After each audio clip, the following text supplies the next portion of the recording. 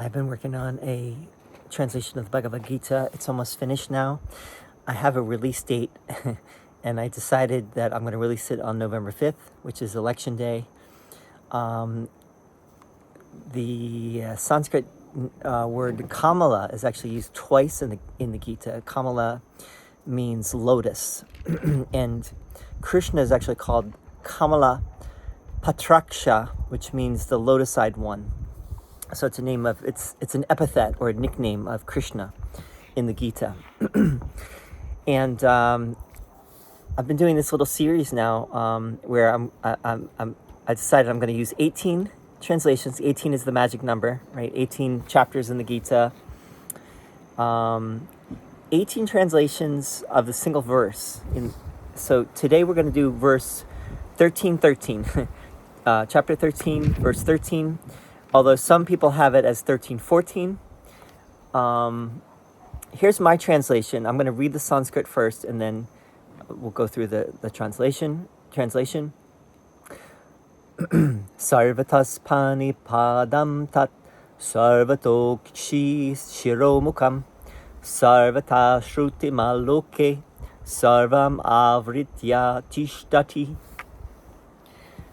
Okay, having hands and feet, pāni-pāda, everywhere, sarvata, is that right? Sarvata, eyes, akshi, heads, śhira, and faces, mukha, everywhere, sarvata, with ears, śhrutimal, everywhere, sarvata. That stands, tiṣhṭhati, enveloping everything, sarva āvṛitya, in the world, loke. Loka means world, loke is in the world. All right.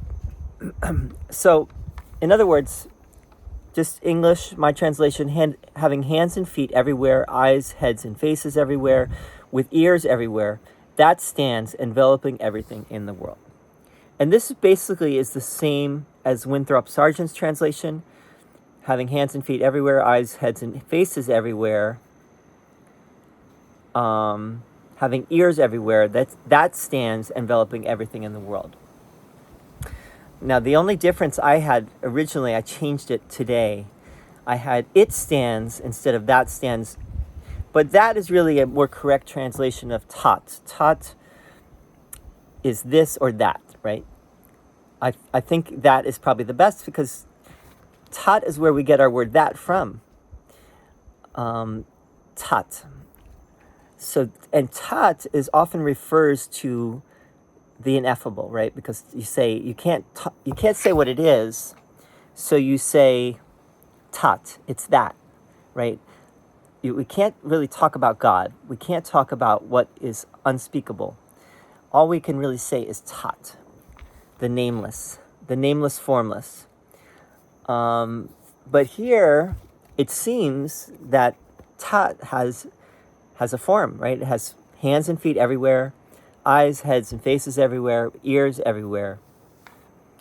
What does that mean, right? That's the question. Do we understand this literally? Do we understand this more figuratively, metaphorically?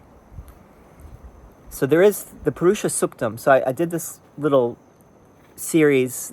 We can also think of this as maybe the third part in the series. The Purusha Suktam is an earlier text from the Vedas, and it begins with the word sahasra shirasha purusha sahasra aksha sahasrapat sabhumin vishvato vritva atya tiṣhṭhati. Now, we have the same word actually, vritvaya. Let's see, what is the word? Āvṛitya pervades or envelops. I have envelops with Winthrop. Sargent has envelops. Some people have the word pervade. But basically, the Purusha has 1,000 heads, 1,000 eyes, and 1,000 feet. He envelops the world from all sides. He pervades each part of the creation, extends beyond in the 10 directions represented by 10. All right, this is actually just a paraphrase of the meaning.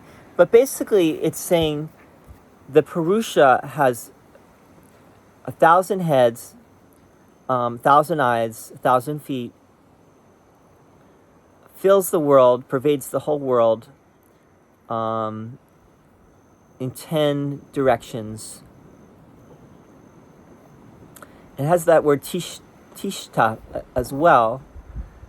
Tishtati usually gets translated as stands, right? So whether it's 1,000 or whether it's just saying everywhere, it's basically the same idea, right?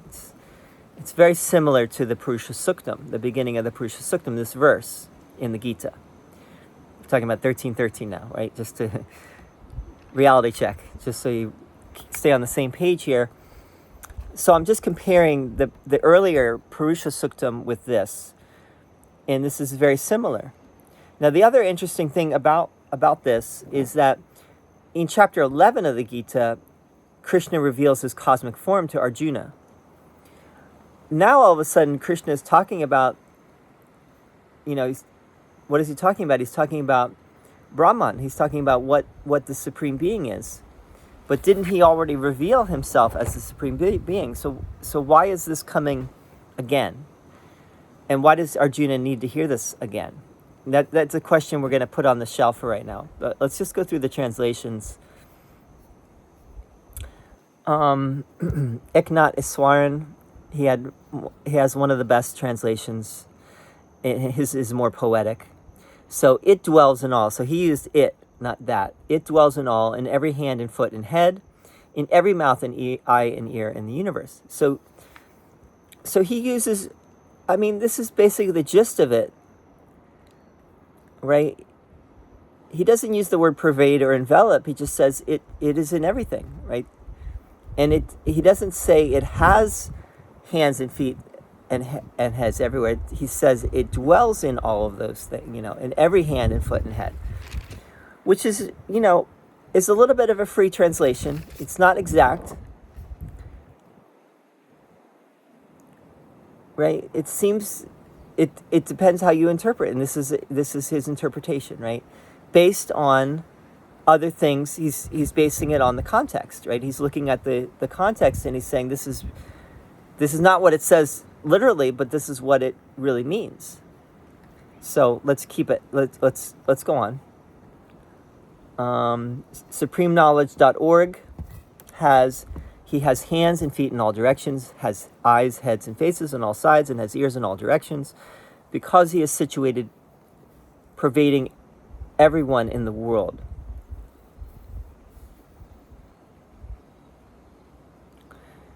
Similar to Eknath Iswaran. Basically, the idea is that the Supreme Being is everywhere, right? And how you translate it is kind of up for grabs here. Although, there's a more direct translation. I believe that Winthrop Sargent and mine are basically, more direct and literal, free of the interpretation. Although some people would say that's not true, but let's go on though. Okay, so so SupremeKnowledge.org has pervades as opposed to envelops. Pervades is also a good word. Pervade could also be, just as good as envelop. You're going to see that some people have pervade, some people have envelop. So just keep that in mind. And this is for the word āvṛitya, right? For the word āvṛitya, sarva āvṛitya, pervading everything or enveloping everything. Moving on, because we got 18 here. Next one is by Srila Prabhupada, Bhagavad Gita as it is. Everywhere are his hands and legs, his eyes and faces, and he hears everything. In this way, the super soul exists.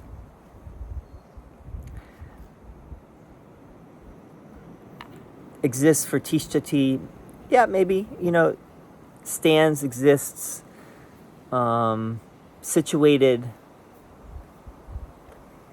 Does not have the word super soul in it, so that's his addition.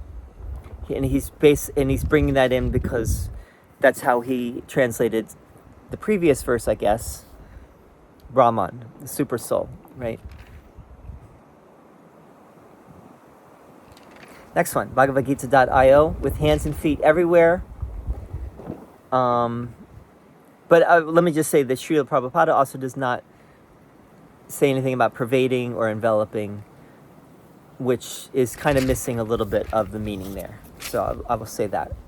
Bhagavad Gita.io, with hands and feet everywhere, with eyes, heads, and mouths everywhere, with ears everywhere. He exists in the worlds, enveloping all. So this translates loke as in the worlds. Possible, because there's three worlds, right? There's the physical, the astral, and the causal. So you could say, the Supreme Being is in all the worlds, right?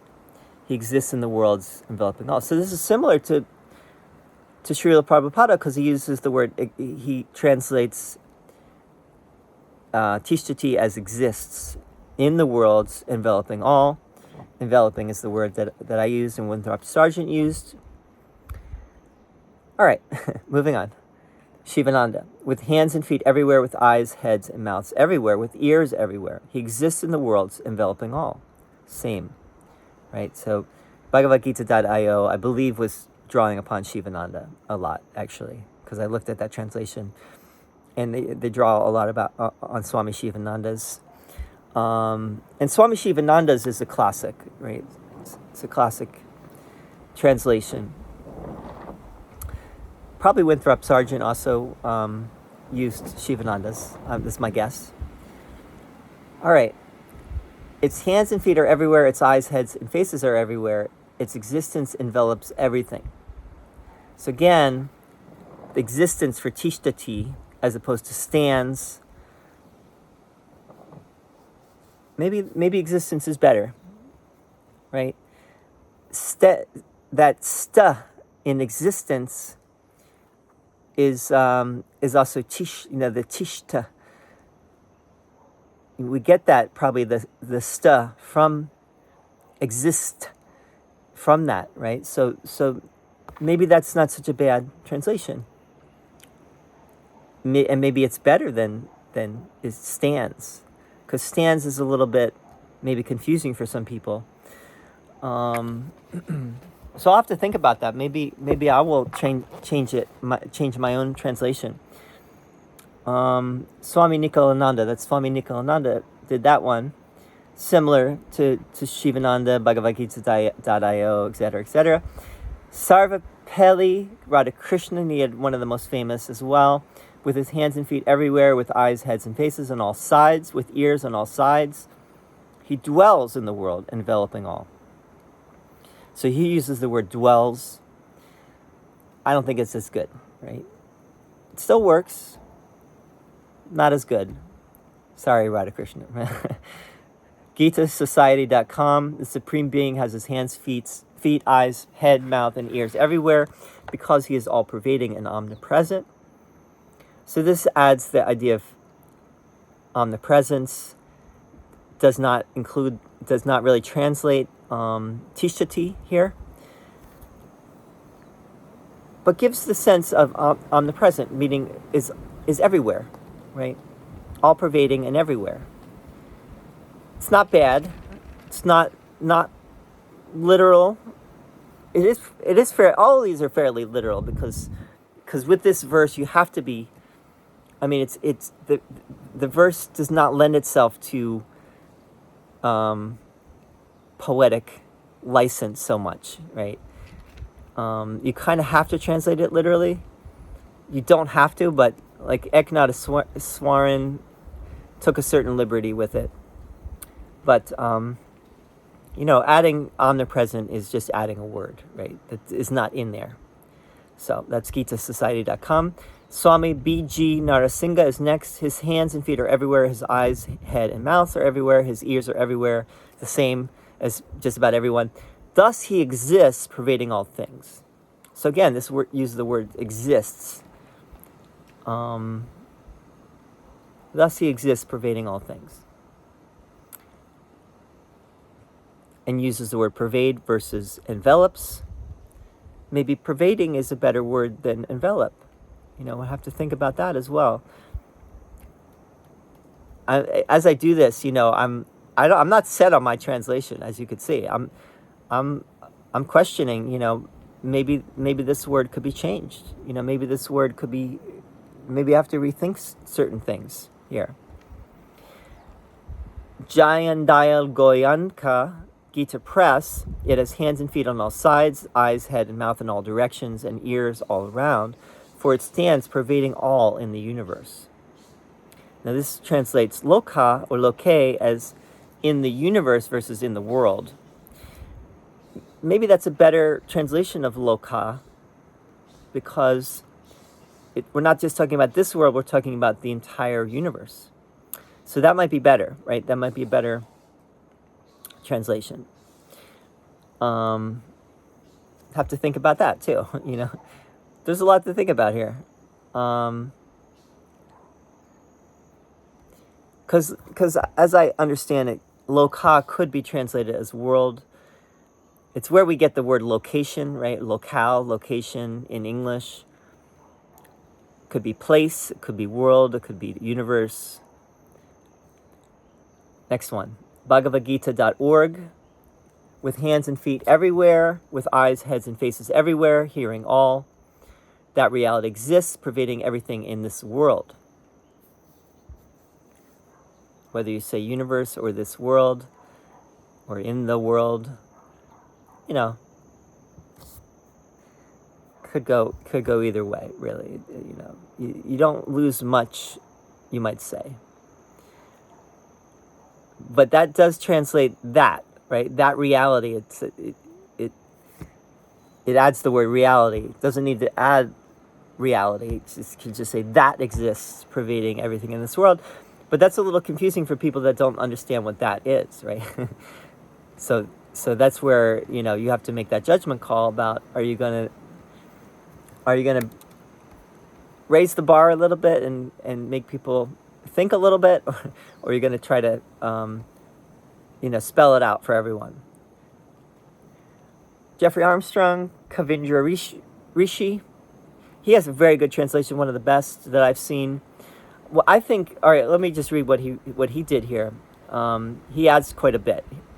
So he says in his videos, I've watched some of his videos, he says he didn't use the purport, which is something you find like in Srila Prabhupada. I believe that Jeffrey Armstrong is coming out of the Hare Krishna Bhakti tradition. He's following that tradition. I believe he's using the Prabhupada translation to a large extent, but he's also parting ways to some degree with that translation.